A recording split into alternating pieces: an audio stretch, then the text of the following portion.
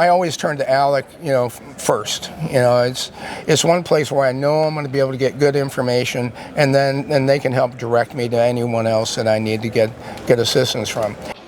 Hello and welcome to the ALEC 52nd Annual Meeting in Indianapolis, Indiana. Joining me right now is Oklahoma State Senator Michael Bergstrom. Yes, sir. Bergstrom, I got it right. You never know sometimes with these names. I've got one of those names too. And you're coming all the way from Oklahoma. Do you come to most of our annual meetings, or? I have been for quite a few years. I missed last year because of an election and that. But I was going to say, here. I don't think that I saw you in Colorado, because you would have fit right in Colorado. You've got more of that Midwest, that high desert, that feeling the range type of feel to you. Well, I actually served as the CIED task force chair for a few years. So, yeah, I've been coming for a while. Okay, and this year also, we actually reached out and named you as one of our policy champions for some administrative rule legislation you're working in Oklahoma. Yeah, Jared Kendricks, he's House. I'm the administrative rules chair in the Senate. He's the administrative rules chair in the House. And we worked together. We put a package of 4 bills together that we got through. And one was the REINS Act. So if you have any rule that is proposed that is going to have more than a $200,000 a year impact, $1 million over 5 years on anything. Anything. So it can be on the government, it can be on individuals, on business, doesn't matter. That's a major rule. And it has to be separated out and run separately. And it has to also be evaluated by the Legislative Office of Fiscal Transparency, or LOFT, which means they have to take a deep dive into the numbers to see if they're actually accurate. And we can request any other one that we think is a major rule to be evaluated. Now, before, it would just sort of be pushed in with a whole bunch of other things and hopefully go under the cover of night? That's right. And we've had that happen a number of times. We did Chevron deference. We passed the bill to do away with Chevron deference in the state courts. So now, with the administrative rules, when the judges, they would defer to the agency's interpretation. Now they have to go back and look at what it is that was the legislative intent. Now that's kind of interesting, because I have been hearing from some of the folks like yourself that are legislating there in the states.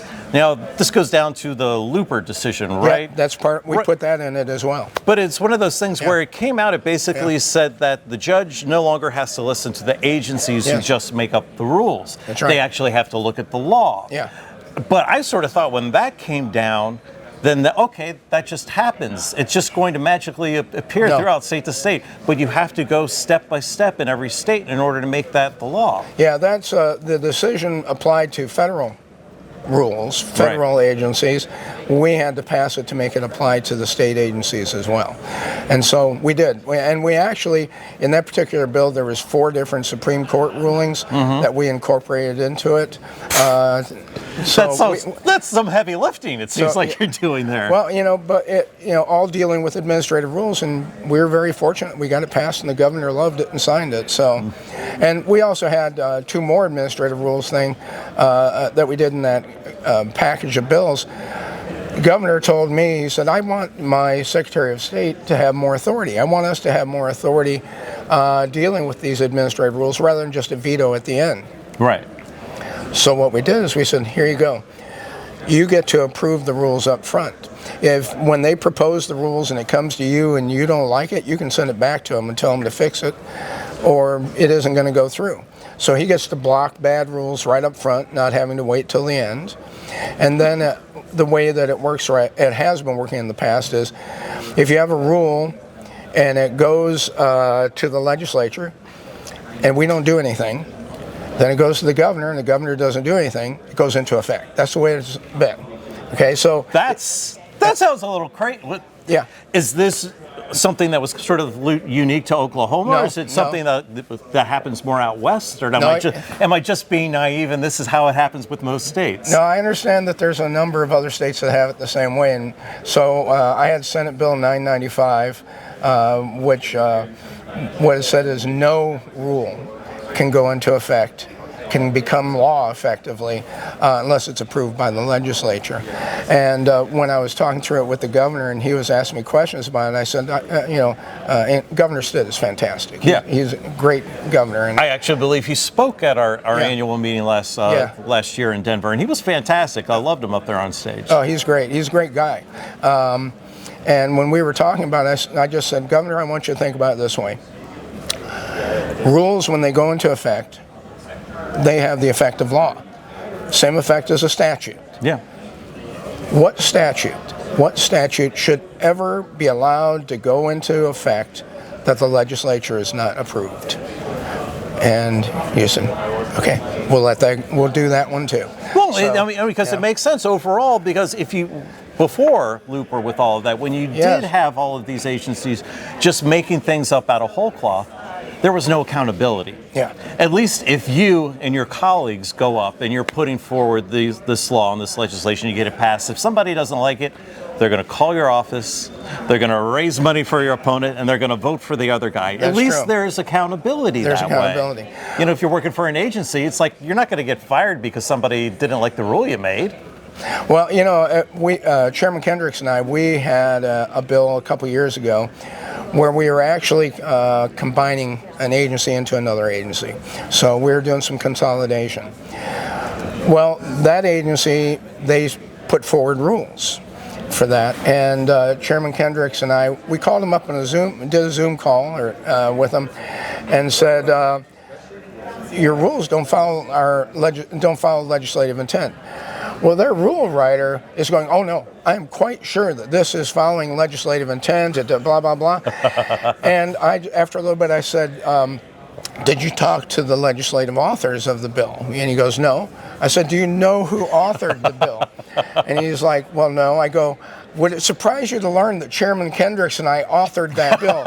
Would you like us to tell you legislative intent?"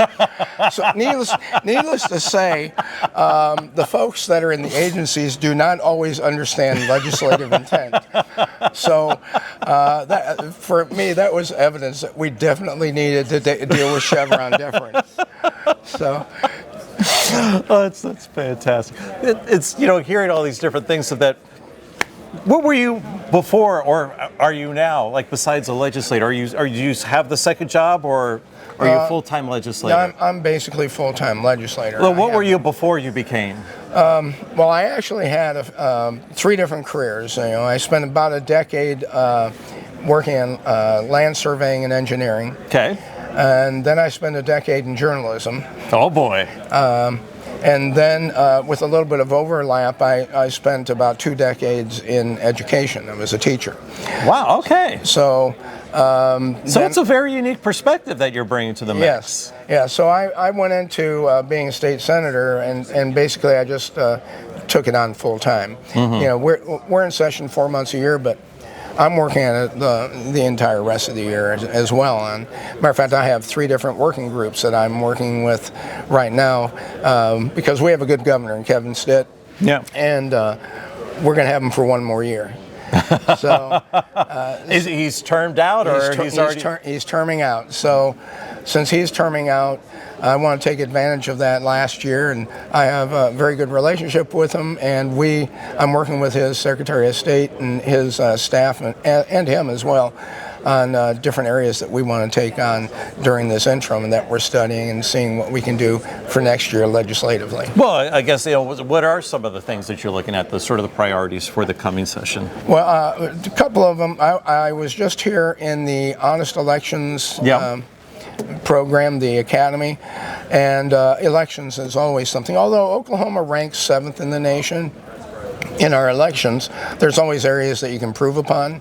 Well, we do have our new policy, our process and procedures task force. Did you jump on board there? Are you a new member? No, I have not joined that one yet. Well, I was, like I said, I was. Katie Thompson, you need to reach out to this man to make sure we get him on the task force there. Like I said, I was on CIED, and so I'm in that again this year. So elections is one.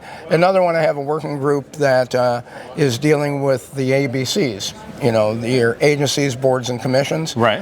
I knew that we had a couple hundred of them. As we started digging into it, I was informed my assistant, who was checking with the Secretary of State and others on how many we actually have. It turns out that we have somewhere in the neighborhood of about 800.